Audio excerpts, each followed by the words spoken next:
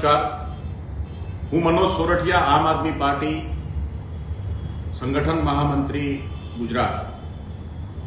આજે આપણે સૌ આખા ગુજરાતની અંદર જે રીતે બોટાદ આંદોલનને લઈને ભાજપની પ્રતિક્રિયાઓ જોઈ, પોલીસ દમન જોયું, આ સમગ્ર મુદ્દે આપણી પાસે અનેક સવાલો છે. આપણે જાણીએ છીએ કે તમામ ગુજરાતની અંદર માર્કેટો હોય, ખેડૂતો અને વેપારીઓ વચ્ચેના ઘર્ષણો હોય, ખેડૂતો જ્યારે પોતાનો માલ લઈ અને માર્કેટમાં પહોંચે ત્યારે આશા સાથે બેઠેલો ખેડૂત કે મારા પાકના ભાવ સારા આવશે અને એક વખત એનો માલ વેચાઈ પણ જાય અને પછી પાછળથી કડદાના નામે જે રીતે ખેડૂતોને લૂંટવામાં આવે, આવા અનેક માર્કેટોમાં આપણે પ્રશ્નો જોયા છે. લગભગ બધા જ માર્કેટોમાં ખેડૂતોએ, જાગૃત લોકોએ આવી પ્રથાઓને નાબૂદ કરી છે. એમ છતાં બોટાદ માર્કેટિંગ યાર્ડમાં કડદા પ્રથામાં હજારો ખેડૂતો વારંવાર રજૂઆતો છતાં કડદાના નામે કમિશન કાપી અને કપાસ અને જે ભાવ છે એ કાપી લેવાનું ષડયંત્ર વર્ષોથી થતું હતું.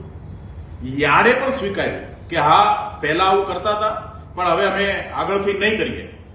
પણ જ્યારે ખેડૂતોએ કીધું કે અમને લેખિતમાં આપો કે આ પ્રથા કાયમ માટે નાબૂદ થાય, માર્કેટ સુધી અમે માલ પહોંચાડી દઈએ, પછી જીન સુધી પહોંચાડવાની જવાબદારી જે વેપારી માલ ખરીદે એમની, પણ એ તમામ માહિતીઓ, જે તમામ અધિકારો છે એને લેખિતમાં સ્વીકારવા માટે પણ યાર્ડ તૈયાર નહોતું. અને એવા સમયમાં આમ આદમી પાર્ટી ખેડૂતોના એક સૌથી મોટા નેતા, જે અત્યારે ગુજરાત જેને જોઈ રહ્યું છે અને જેમણે ખરેખર ગુજરાતના ખેડૂતો માટે અનેક પ્રશ્નો ઉપર લડ્યા છે, એવા રાજુભાઈ કરપડાએ આ મુદ્દા ઉપર આંદોલનની શરૂઆત કરી. બોટાદ માર્કેટિંગ યાર્ડમાં હજારો ખેડૂતો ભેગા થયા, લેખિતમાં લેવાની માંગ સાથે આખી રાત આંદોલન ચાલ્યું. ત્યારે પણ રાતના અંધારામાં રાજુભાઈ કરપડાને ત્યાંથી ઉઠાઈ જવામાં આવ્યા, આંદોલનને વિખેરી નાખવામાં આવ્યું. ફરીથી જ્યારે કિસાન મહાપંચાયતની ઘોષણા થઈ અને આપણે સૌ જાણીએ છીએ કે બોટાદની બાજુના હળદળ ગામમાં જ્યારે ખેડૂતો શાંતિપૂર્ણ રીતે બેઠા હતા, શાંતિપૂર્ણ રીતે પોતાની વાત કરી રહ્યા હતા, એવા સમયમાં પૂર્વ તૈયારી સાથે આ આંદોલનને વિખેરવા માટે, ખેડૂતોને સબક શીખવાડવા માટે અને ફરીથી આવું કોઈ આંદોલન ના થાય એવી એક મનસા સાથે ભાજપે પોલીસને મોકલી અને આખા ગામને ચારો તરફથી ઘેરી લઈ અને હુમલો કરવાની કામ કર્યું છે. આપણે જાણીએ છીએ કે ગુજરાતનો ઇતિહાસ છે, ગુજરાતમાં ભાજપે અત્યાર સુધી આની મોડસ ઓપરેન્ડી રહી છે. એ ચાહે તમામ આંદોલનો હોય, એ દલિત આંદોલન હોય, પાટીદાર આંદોલન હોય, અન્ય તમામ સમાજના આંદોલનો હોય, ખેડૂતોના આંદોલનો હોય, વિદ્યાર્થીઓના આંદોલનો હોય, પેપર લીક થતા હોય, એ સમયના આંદોલનો હોય, પોલીસનો દુરુપયોગ આંદોલનોને વિખેરી નાખવા માટે અને અવાજને દબાવવા માટે થયો છે. આંદોલનને બદનામ કરવાનો ગુજરાતનો ઇતિહાસ છે. અહીંયા છેલ્લા 30 વર્ષમાં ભાજપે પોતાના વિરુદ્ધના અવાજને સાંભળવાનું જ બંધ કર્યું છે અને વારંવાર આવી રીતે આંદોલનોને ખતમ કરવાનું, આંદોલનના નેતાઓ પર ખોટા કેસો કરીને એને જેલમાં ઠૂસવાનું કામ અત્યાર સુધી ભાજપે કર્યું છે. ફરીથી એક વખત આ હળદરની ઘટનાની અંદર પણ આપણે જોયું કે ખેડૂતો જ્યારે શાંતિપૂર્ણ રીતે બેઠા હતા, જેમના પાસે કોઈ લાઠી નહોતી, કોઈ હથિયાર નહોતો, એમના ઉપર પોલીસવાળાઓએ પૂર્વ તૈયારી, હેલ્મેટ પહેરીને, ટીયર ગેસના સેલ લઈને, ગન લઈને, દબાવો લઈને ખૂબ તૈયારી સાથે એ આંદોલનને તોડી નાખવા અને લોકોને મારવા માટે પોલીસ ત્યાં પ્રવેશી અને પોલીસે આખા ગામની અંદર આતંક મચાવી દીધો. કેટલાક લોકોએ, એમના જ મોકલેલા માણસોએ ટોળાને ઉશ્કેરી, પથ્થરબાજીઓ કરી અને પછી જે પોલીસના લોકોએ ગામમાં ઘરે ઘરે જઈને માર્યા છે, તોડફોડ કરી છે, વડીલોને, માતા બહેનોને પણ છોડવામાં નથી આવ્યા. અને ત્યાં સુધી કે પત્રકારો પણ એવું કહે છે કે પત્રકારોના કેમેરા પણ છીનવી લેવાનું અને નહીં ઉતારવાનું. આજે અત્યાચાર છે એ કેમેરામાં કેદ ના થાય એના માટે પત્રકારોને પણ ડિટેન કરવાનું કામ અને એના કેમેરાઓ તોડી નાખવાનું કામ આ પોલીસે કર્યું છે. આ લોકશાહી જ્યારે આ દેશની અંદર હોય, લોકશાહીની અંદર આપણે જીવતા હોય, ત્યારે સત્તામાં બેઠેલા માણસો આટલા બધા તાનાશાહ થાય, આટલા બધા અત્યાચારી થાય, એ ગુજરાતમાં આપણે વારંવાર જોયું છે. અને હળદરની ઘટનાની અંદર ભાઈ રાજુભાઈ કરપડાને બદનામ કરવાની કોશિશ, ખેડૂતો જ્યાં ભેગા થયા હતા એમના પર FRI થઈ. આજે આખી ભાજપ જ્યારે કડદા પ્રથાના વિરોધમાં ખેડૂતો આંદોલન કરતા હતા ત્યારે એક પણ મંત્રી, એક પણ ધારાસભ્ય કડદા પ્રથા નાબૂદી માટે એક શબ્દ નહોતા બોલ્યા. ત્યારે આજે એમના તમામ મંત્રીઓ આ આંદોલનને વખોડવા માટે, આમ આદમી પાર્ટીને ષડયંત્રકારી જાહેર કરવા માટે સતત બયાનબાજી કરી રહ્યા છે. ભાઈ તમે ક્યાં ગયા હતા જ્યારે કડદા પ્રથાનું આંદોલન ચાલતું હતું, ખેડૂતોની માંગ હતી, ત્યારે તમે ક્યાં હતા? ત્યારે તો તમે એક શબ્દ નથી બોલ્યા.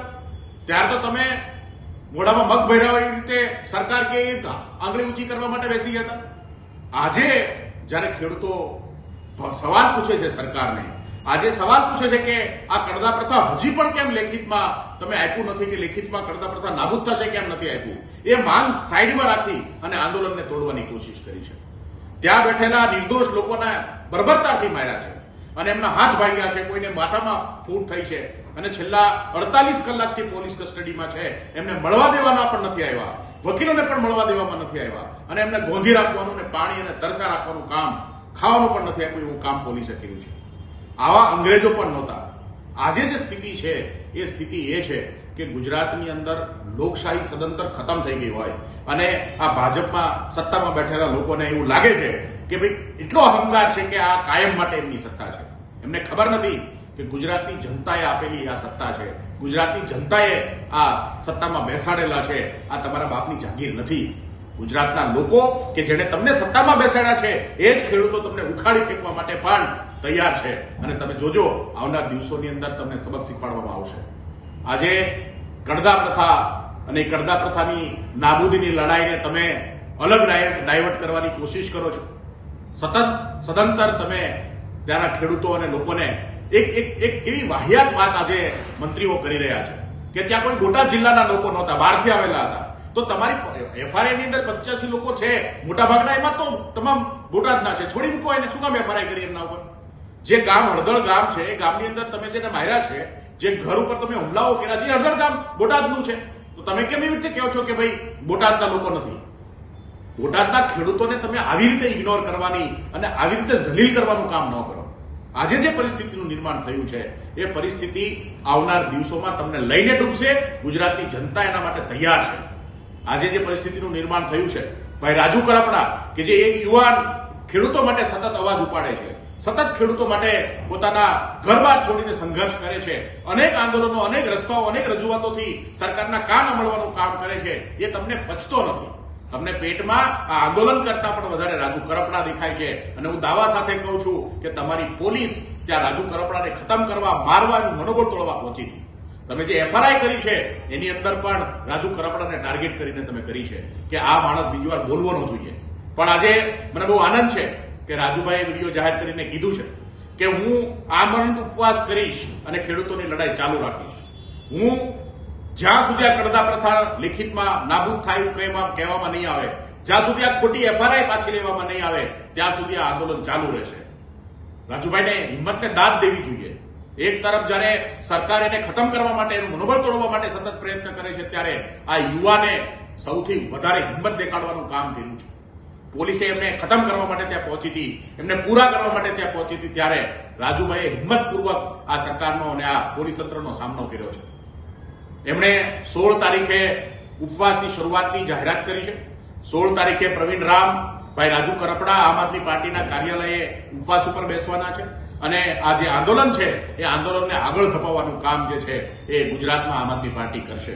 તમારે જેલમાં નાખવા હોય તો જેલમાં નાખો, અમે તમારા જેલથી બીતા નથી.